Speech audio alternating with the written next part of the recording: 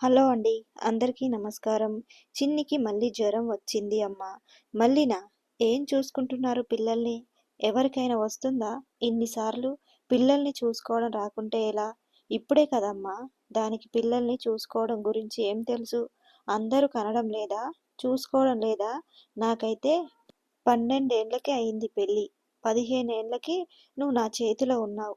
ఒక్కదాన్నే నిన్ను చూసుకుంటూ పనులన్నీ చేసుకునేదాన్ని. అయినా చూస్తున్నా నిన్ను, నీ పెళ్ళాన్ని బాగానే వెనకేసుకొస్తున్నావు. నువ్వు ఇలా చేస్తే ఇంక నెత్తి మీద ఎక్కి కూర్చుంటుందిరా అని మొహంని మెలికలు తిప్పుతూ అంటుంది రాజీ. కోడలకు సపోర్టుగా మాట్లాడితే అమ్మకి నచ్చదు. అమ్మకి సపోర్టుగా ఇస్తే కోడలికి నచ్చదు. గత నెల రోజులుగా ఇంట్లో జరుగుతున్న తదాంగం అది.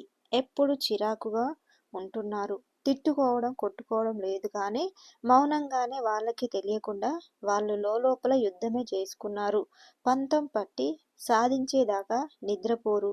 కాబోలు చూస్తుంటే అలానే ఉంది వ్యవహారం. ఎవరికి ఏం చెప్పలేక నోరు అదుపులో ఉంచుకొని తన పని తాను చేసుకొని మొబైల్లో దూరి ఉంటున్నాడు ఆదిత్య.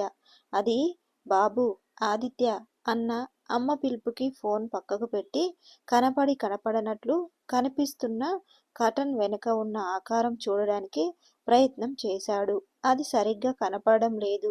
లేచి బయటకు వచ్చాడు. అది రాకను చూసి మీ అత్తయ్య వచ్చారురా అని అంటూ హాల్లోకి వెళ్ళిపోయింది రాజీ. రండి అత్తమ్మ, మీ అమ్మాయి గదిలో ఉంది, వెళ్ళండి అని నవ్వుతూ సమాధానం ఇచ్చాడు. కుశల ప్రశ్నలు అన్నీ అయ్యాక సరే బాబు అని అన్నట్లు చిన్న చిరునవ్వు నవ్వి లోపలే ఉందా అమ్మాయి అని అంటూ గదిలోకి వెళ్ళింది. అమ్మని చూడగానే గది సర్దడం ఆపేసి నవ్వుతూ తల్లి అని పలకరించింది. ఏంటమ్మా అలా చిక్కిపోయావు? సరిగ్గా తినడం లేదా? నన్ను లావు అయ్యావు అని ఎప్పుడన్నావు నువ్వు? కానీ కూర్చో. అందరూ ఎలా ఉన్నారు? బానే ఉన్నా కానీ ఎందుకు అలా ఉన్నావు? ఏమైంది? ఏం కాలేదు. నువ్వు చీకటిలో బాణం వేస్తున్నావని నాకు తెలుసులే అమ్మా. అరే ఏమైంది అని అంటుంటే చెప్పకుండా సామెతలు చెప్తావేంటి? అరే ఏం కాలేదు అని అంటూ ఉంటే మళ్ళీ అదే అంటున్నావు. సరేలే పద, మనం ఇంటికి వెళ్దాం. ఒక 10 రోజులు ఉండి వద్దువు. ఇప్పుడా? ఎందుకమ్మా? ఊరికే. ఎందుకు? ఏమైనా ఉంటేనే వస్తావా? పద, ఆయనకి చెప్పాలి. ఇంట్లో చెప్పాలి. మనసులో సంతోషంగా ఉన్నా ఇంట్లో వాళ్ళు ఒప్పుకుంటారా లేదా అని అనుమానంతో ఆలోచిస్తుంది. గదిలోకి వచ్చిన ఆదిత్య వంక చూస్తూ అమ్మా 2 రోజులు ఇంటికి తీసుకొని వెళ్తాను అని అంటుంది. వెళ్ళి వస్తానండి అని గోముగా అడిగింది. 2 రోజులా? కాదు 10 రోజులు అని ఆదిత్య సమాధానం చెప్పకముందే అత్తగారు అన్న మాటకి ఆదిత్యకి కాస్త కోపం కూడా వచ్చింది. అన్ని రోజులు ఏం చేస్తా అని అమ్మతో అంటుంది. ఆదిత్యకు వచ్చిన కోపాన్ని గమనించి అదేంటి అలా అంటావు? నువ్వు పుట్టి పెరిగిన ఇంట్లో నువ్వు 10 రోజులు ఉండకూడదా? ఇద్దరి మధ్య సంభాషణకి ఆదిత్య అడ్డు చెప్తూ నేను కాదు అని అనడం లేదు కానీ ఇంట్లో నేను మాత్రం అడగను. మీరే అడగండి అత్తయ్య. ఆ రోజే నేను అడిగి పంపినందుకు మళ్ళీ వచ్చేదాకా నాపై అలిగారు మా ఇంట్లో వాళ్ళు. మీరే అడగండి. ఎలానో తన కాలేజీకి వెళ్ళి ఏవో చేసుకోవలసిన పనులు ఉన్నాయి కదా, అదే చెప్పండి. ఎందుకని అంటే అని సమాధానం ఇచ్చాడు ఆదిత్య. అమ్మగారు ఎక్కడ బాబు? వంటగదిలో ఉన్నారత్తయ్య. సరే బాబు అని వంటగది వైపు వెళ్ళింది. అత్తగారు వెళ్ళడం చూసి ఆదిత్య మళ్ళీ బెడ్ పైన వాలిపోయాడు. అమృత సైలెంట్గా గది సర్దుతుంది. ఆదిత్య అమృత వంకే చూస్తున్నాడు. అమృత తన పనిలో తాను బిజీగా ఉంది. ఆదిత్యకి అమృతని చూస్తూ ఉంటే మనసులో ఏదో తెలియని బాధ. అమృత పెళ్లికి ముందు ఎంత అందంగా ఉండేది. ఎప్పుడు మొహంలో ఆనందం వెల్లి విరిసేది. లేత గులాబీని చూస్తే ఎంత అందంగా ఉంటుంది, అంత అందంగా కనిపించేది. భావ్య సౌందర్యం కంటే తన మనసు ఇంకా అందంగా ఉంటుంది. ఆ విషయం తన దగ్గరి వారికి మాత్రమే తెలుసు. చెరగని చిరునవ్వు తన సొంతం. నిజం చెప్పాలి అంటే ఆ నవ్వే తనలో పెద్ద అట్రాక్షన్. ఎవరినైనా తన నుంచి చూపు తిప్పుకునిచ్చేది కాదు. పొద్దుతిరుగుడు పువ్వులా తన వైపు మార్చే అంత శక్తి తన నవ్వుకి ఉంది. కానీ గత కొన్ని రోజులుగా అసలు ఆ నవ్వు ఎటు మాయమైంది? అర్థం కావడం లేదు ఆదిత్యకి. జీవితం ఇప్పుడే ముగిసిపోలేదు. ప్రారంభం అయింది. అసలు తన సంతోషం ఏంటి, బాధ ఏంటి అని తెలుసుకున్నప్పుడు మాత్రమే నిజంగా తనను ప్రేమగా చూసుకునే భర్తగా మారుతా కదా తెలుసుకోవాలి. కానీ ఎలా? తనని నేరుగా అడిగితే తను అస్సలు చెప్పదు. తను సంతోషంగానే ఉన్నా అని బయటికి జీవం లేని ఒక నవ్వు నవ్వి తప్పించుకుంది. అమ్మో అని అంటూ వచ్చిన అత్తగారి మాటతో తన ఆలోచనలకు అడ్డుకట్ట పడింది. ఏమన్నారు అత్తయ్య? చాలాసేపు బ్రతిమిలాడా బాబు. ఒప్పుకోవడం లేదు. కాలేజీకి వెళ్ళి తెచ్చుకోవలసిన సర్టిఫికెట్స్ ఏవో ఉన్నాయి అంట. ఇంటికి తీసుకొని వెళ్తాను అని అంటే, ఇక్కడి నుండి కాలేజీకి వెళ్ళి రావచ్చుగా. వాళ్ళ డాడీతో వెళ్ళాలి అంట అంటే, అక్కడికి వచ్చి తీసుకొని వెళ్ళి దింపేయండి. మళ్ళీ కాలేజీకి వెళ్ళడానికి ఇంటికెందుకు అని అంటున్నారు వదినగారు అని లోపల కాస్త బాధగా చెప్పింది. కూతురు నాకు ముందే తెలుసు అని అన్నట్లు చూసి మళ్ళీ తన గది సర్దడంలో బిజీ అయిపోయింది. మీరు కూర్చోండి అత్తయ్య, నేను అడిగి వస్తా అని ఆదిత్య అమ్మ దగ్గరికి వెళ్ళాడు. అమ్మ 4 రోజులు వెళ్ళి వస్తుంది. అమృత, మీ అత్తగారికి ముందే చెప్పా కదా, మళ్ళీ నిన్ను పంపిందా? నేను చెప్పా కదా అక్క, మావాడు వాళ్ళ చేతిలోకి కీలు బొమ్మగా మారిపోయాడని. చూడు, అత్తా పెళ్ళని చెప్పి పంపారు కావచ్చు, అందుకే వచ్చాడు ఒప్పించడానికి అని పక్కనే ఉన్న ఆదిత్య పెద్దమ్మతో అంటుంది ఏడుపుని ఆవరించిన స్వరంతో. నువ్వెందుకు ఏడుస్తున్నావే? అరే ఆది, ఎందుకురా మీ అమ్మని ఇలా వేయించుకొని తింటున్నావు? నువ్వు కూడా ప్రతిసారి ఇలా వాళ్ళకి వత్తాసు పలుకుతూ ఉంటే మీ అమ్మ పరిస్థితి ఏమిటి? అయినా ఇల్లు ఒక ఊరిలో ఉంటే మాత్రం మాటి మాటికి వెళ్ళి రావాలా అని మొదలుపెట్టారు. వాళ్ళ ఉపన్యాసం అయిపోయేసరికి దాదాపు 10 నిమిషాలు పట్టింది. చివరికి వాళ్ళ అమ్మ మాటే నెగ్గింది. ఆదిత్య ఓటమితో వెనుతిరిగి తన గది వైపు వెళ్ళాడు. తన మాటకు విలువ లేదు ఇంట్లో అని అనుకుంటుంది కావచ్చు అత్తయ్య అని ఆలోచిస్తూనే గదిలోకి వెళతాడు. ఆశగా చూస్తూ ఉన్న అత్తగారు వైపు చూస్తూ తర్వాత తీసుకొని వెళ్ళండి అని అన్న మాట వినగానే తన మొహంలో కోపం, బాధ, ఏమీ చేయలేని నిస్సహాయ స్థితి తనను అక్కడ నిలవనివ్వడం లేదు. సరే అమ్మా, నేను వెళ్తున్నా. కనీసం మంచినీళ్ళైనా తాగి వెళ్ళండి. ఇక్కడే కదా ఇల్లు, అవసరం లేదు బాబు అని వెళ్ళిపోయింది. అమృత ఇంకా గది సర్దుతూనే ఉంది. అగ్గిపెట్టె లాంటి గదిని అర్ధగంట నుంచి సర్దుతున్నావు. అమ్మ మీద కోపం ఎలా బయట పెట్టాలి తనకు కూడా తెలియకుండానే ఎంతసేపు సర్దుతావు అని చిరాకుగా అంటాడు. లేని నవ్వుని తెచ్చుకొని మీ మాట నెగ్గనివ్వలేదు అని అనే కోపాన్ని నాపై ఎందుకండి చూపిస్తారు? నేను ఏం చెయ్యలేను అని అంటూ అక్కడి నుండి బయటికి వెళ్ళింది. అప్పటి నుండి గదిలోనే ఉన్న గదిని పట్టించుకోలేదు. చూసి ఒక్కసారిగా కంగు తిన్నాడు. గది సెల్ఫుల్లో తనకు పెయింటింగ్లో వచ్చిన బహుమతులు, గోల్డ్ మెడల్స్, స్టేట్ లెవెల్లో ప్రైజ్ వస్తే గవర్నర్ నరసింహన్ గారితో పాటు దిగిన ఫోటోలు, కేసీఆర్తో దిగిన ఫోటోలు, తన మిస్ ఫేర్వెల్గా వచ్చిన ఫోటోలన్నీ తీసి సర్ది సజ్జపై సర్దేసింది. అవి అంటే తనకు ప్రాణం. మరి ఎందుకు ఇలా చేసింది కావచ్చు అని ఆలోచిస్తూ సజ్జపై చూస్తాడు. అన్ని ఒక బాక్స్లో ఉన్నాయి. అందులో ఒక పుస్తకం కూడా ఉంది. తీసి చూశాడు. అది తన డైరీ. ఇతరుల డైరీ చదవడం తప్పు, కానీ అమృత మళ్ళీ నవ్వుతూ తిరగాలి అంటే తన మనసులో ఉన్న బాధ తెలియాలి అంటే ఇదే మార్గమని డైరీ తీసి పరుపు కింద పెట్టి గది నుంచి బయటకు వచ్చి అమృత ఎక్కడ ఉంది అని చూస్తాడు. తను బట్టలు ఉతకడం చూసి గంటసేపు రాదు అని నిశ్చయించుకొని గదిలోకి వెళ్ళి తలుపు దగ్గరకు వేసి బెడ్ కింద ఉన్న డైరీ తీసి చదవడం ప్రారంభిస్తాడు. అన్నీ తను సంతోషంగా గడిపిన రోజులు.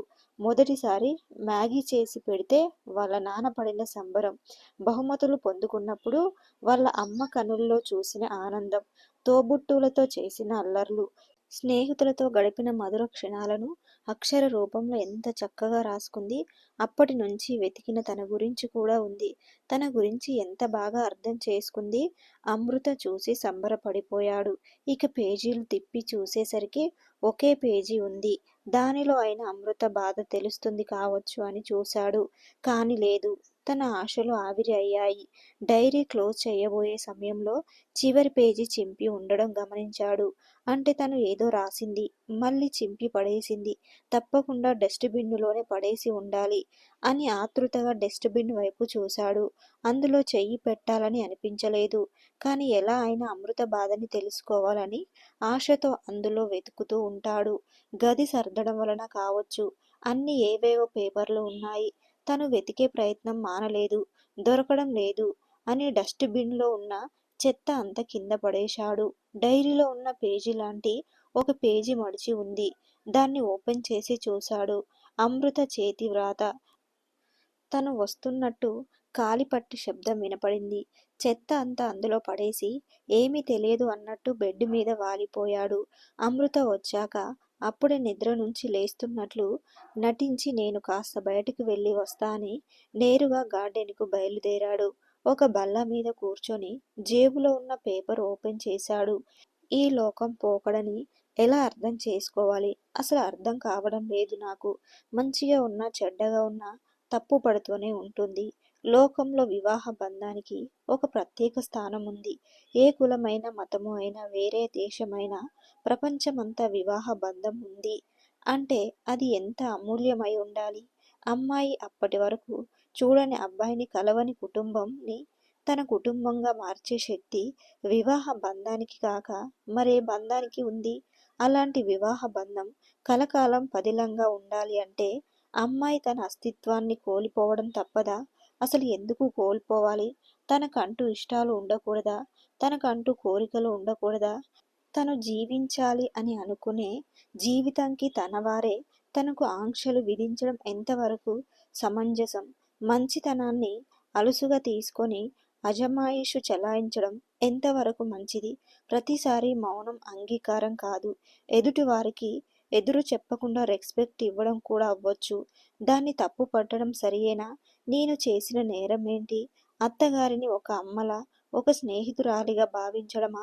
నాకు అంటూ ఒక గుర్తింపు ఉండాలని ఆశపడడం, నా ఇష్టాలను ఒకరి కోసం మార్చుకోకుండా ఉండటం నేను చేసిన నేరమా? అన్నింటికంటే నాకు నా కుటుంబం ముఖ్యం.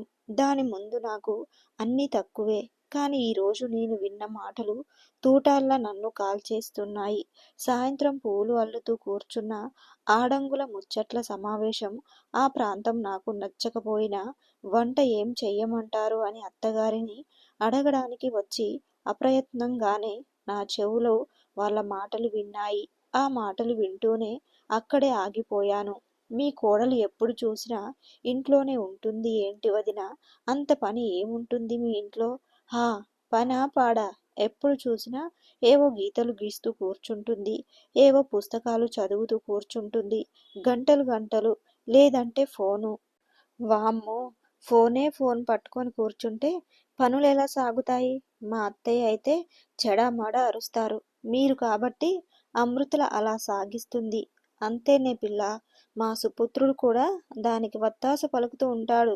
పాలు ఇచ్చే తల్లులకు బొక్కలు అరిగిపోయి వయసు వచ్చాక మోకాళ్ళ నొప్పులు వస్తాయి.